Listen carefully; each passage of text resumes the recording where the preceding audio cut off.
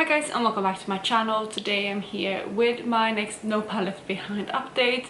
If you can't see, we have a little helper with us today. She hasn't been in one of my videos for ages, but usually my boyfriend takes her out or she's sleeping in the morning, but she's up and I'm filming before work, so I just have to hold her because she's being a menace, and I've been trying to film without with her on the floor. But she's been moving my tripod and being a bit of a menace. She is still very much a puppy at heart, so she can be a menace sometimes. But I'm going to talk about my No Pan Left Behind today. So I'm going to jump into the palettes that I've been working on. But before I do so, please consider subscribing. I would love to have you in the family. Let's jump into the video. So if you're new to this project, basically No Pan Left Behind means that you want to reach for every single eyeshadow in a palette at least once, and once you complete that, you have completed the No Pan Left Behind criteria. So how I structure my project is I focus on 3 palettes at any point in time, and I want to just complete the No Pan Left Behind, and once I do, I roll in a new palette. So I don't necessarily need to finish up all 3 or complete all 3 for every update, but if I do, then obviously that's great, and yeah, that's basically my goal, but it's not necessary. So I'm going to jump into the 3 palettes that I'll be working on, and I'm going to start with the smallest, which is my Natasha Denona Mini Retro palette. This one looks like this. As you can see, it is only a 5-pan palette, so it was very easy to reach for. I actually completed a No Pan Left Behind on this in the same look. I used all of these shades in a look. I actually went to Paris for the day, so I did my makeup on the train, or I did my eye makeup on the train, so this one was perfect to bring because it is so small that I had a complete eye look in the palette. So I do really like this palette. It's one that I forget to reach for because it's so small, but I want to reach for it more because I did really enjoy the look that I created with it. The next palette, which is the middle-sized palette, is this palette right here, which is the Mandalorian The Shower palette from Colourpop. This one looks like this. I rolled this one in because it has some nice kind of minty green tones for spring, and I just thought this would be a good palette to reach for. I have really enjoyed reaching for this palette. It is a beautiful one, and yeah, if you don't know, actually I did roll this one in for my Project Level Up palette, level 4. So I have to hit 4 pans in here, and I'm currently working on it. As you can see, I have a little bit of a dip there in the first shadow, which is one of my focus shadows. But yeah, I really like this palette. I created a look with these 6 here, which I really loved. I did film 2 videos with that. It was my eyeshadow wrap up for Q1, as well as my, I think, all the pans I've hit and eyeshadows I finished in the first quarter. I filmed those 2 videos and I was wearing those 6 eyeshadows there. I really love that look. And then I created a look with these 3 here. I mean, you can mix and match, but these here, I feel like create a really nice neutral look, and these other 6 create a really nice kind of sagey green minty look, and I really love that. So yeah, I really have been enjoying this palette, and I'm obviously continuing working on it because it is in my Product Level Up. Then the largest palette that I was working on for the last month is this palette right here, which is my Beauty Bay Book of Magic palette. This one looks like this. As you can see, there's quite a few shades in here. I have been working on this one slowly throughout the year, trying to hit pan on a few shades. I've hit pan on 3 of them so far, and I'm probably going to try to continue hitting pan on this palette because it's not my favorite, so I want to try to get some more use out of it, hopefully to fall in love with it, but otherwise just before I end up decluttering it. So yeah, this is the palette here. With this one, honestly, I just created a few kind of mixed look. A lot of the eyeshadows in here I used in combination with other palettes, so I didn't really necessarily create singular looks with this palette, but I am enjoying it. I do really enjoy like the top half of the palette, like these here. I really do enjoy like especially the purples and the neutrals. It's just like the deep blues and like the deep shades in general that I'm not the biggest fan of. But hopefully if I continue playing with this one, I might fall in love with them more.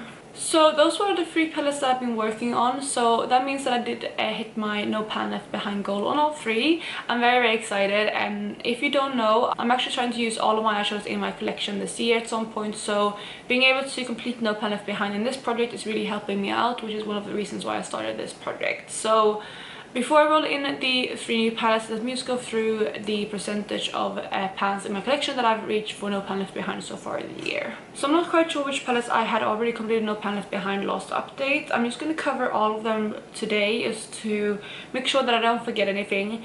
I won't show you them, but I will just ramble through them. So far in the year, I have completed No Pan Left Behind on my Anastasia Soft Glam, my Anastasia Modern Renaissance, the Huda Beauty New Light Obsessions, my Kaleidos Club Nebula, my Nikki Tutorials and Beauty Bay palette, which is my palette, my Natasha Denona Love palette, Pat McGrath Divine Rose 1, Anastasia Subculture, Huda Beauty Rose Quartz palette, Anastasia Novena, and then the 3 I showed you today, so the Book of Magic, the Mini Retro, and the Child.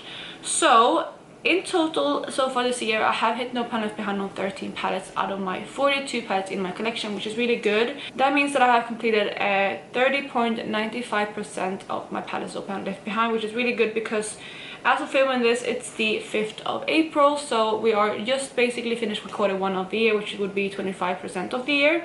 So I'm definitely ahead of schedule, which is really nice to see, and hopefully I can keep it up for the rest of the year.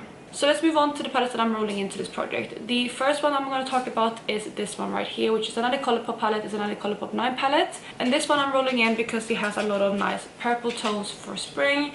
It looks like this. Again, similar to the Child palette, I think you can create some nice pastel looks with this one, but this one is a bit more kind of Easter, warmer tone spring than the Child palette because that one leaves a bit more cool tones. So I thought this one would be good to roll in now. So if you can hear some paws tapping on the floor, Lexi's jump down, but yeah, so if you can hear that, sorry about that. But with this palette, yeah, I want to reach for every single shade in here.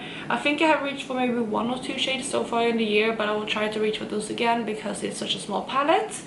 And yeah, I do really love this palette. It's my favorite purple palette in my collection. I think this is the only purple palette I have in my collection now, or like pure purple palette. Some of the ones that I have are mixed, as you will see coming up.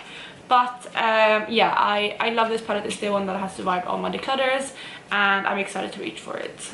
The next palette that I'm rolling in is a very exciting one. It's one of my most expensive palettes in my collection, and that is my Pat McGrath Utopian Dreams palette.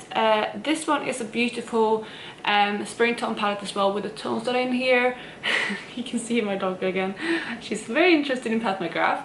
But these special shades here are very kind of spring toned, and then the mattes as well, I feel like work really well for a spring tone palette. I'm very excited to reach for this one because it is one of my most expensive palettes in my collection, and I do really like this palette, but I don't reach for it enough. So it's gonna be a fun one to reach for, and again, I think it's gonna be a perfect palette for spring just because of the coral shades in here as well as those kind of pinky tones. So yeah, I'm very excited to roll this one in. Then for the largest palette, we are rolling in another of my Beauty Bay palettes. This one is the Love Notes palette. Again, I think this one is going to be good to create some pastel looks, and it does have a few purple shadows, so it might be a little bit of overlap with the Like You Love palette, but again, I don't mind creating like 2 or 3 purple looks in the month, so that shouldn't be a problem. And it also does have some more kind of coral shades here, which can create a few more warmer looks. It also has some neutrals, and yeah, I'm just very excited to reach for this palette. I love this color story, and I have reached for a couple shadows in here, not too many though. I was panning the shade Spark down here in my panels eyeshadows at the beginning of the year, so while I was working on that, I reached for a handful of shadows, but I will try to reach for those again, and if not, I will just make sure that I have reached for every single eyeshadow in here before rolling this palette out. So that is the final palette that I'm rolling into this project. I think, although it's going to be a lot of purple kind of shadows and pink shadows, I think that's kind of what I want to reach for in April and beginning of May. So that is basically it for this update. I really hope you enjoyed this video. If you're doing No Pan Left Behind, let me know down below. If you're tracking like how many palettes you completed, let me know your percentage down below. And otherwise, I really hope you're having a lovely day wherever you are, and I'll catch you in my next one. Bye guys.